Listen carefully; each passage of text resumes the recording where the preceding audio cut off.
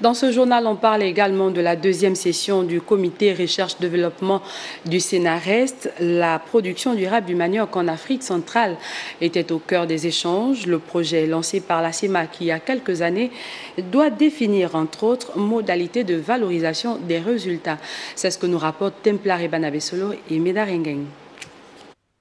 À la recherche des réponses aux problèmes de développement agro-silvopastoral, le Sénarest et le PRASAC apportent ici une visibilité au projet de production durable du manioc en Afrique centrale. Le comité recherche-développement de ce projet, dans sa deuxième session, a invité des partenaires ainsi que des autorités ministérielles pour apprécier les évolutions engrangées. Le Gabon importe plus qu'il n'exporte de produits alimentaires, ce qui laisse de grandes perspectives d'investissement dans le secteur de l'agro-industrie.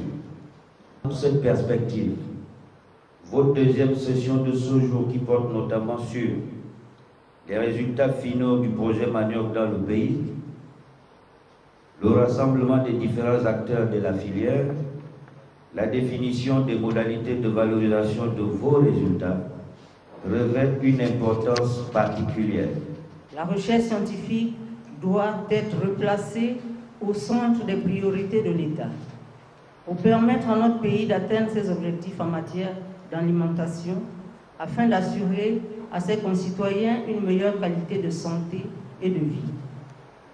Dans leur grande majorité, les Gabonais attendent toujours les retombées directes de la recherche scientifique sur leur vécu quotidien. On estime à plus de 200 000 tonnes par an la production traditionnelle de manioc, pourtant un des aliments de base de la population encore insuffisante au Gabon.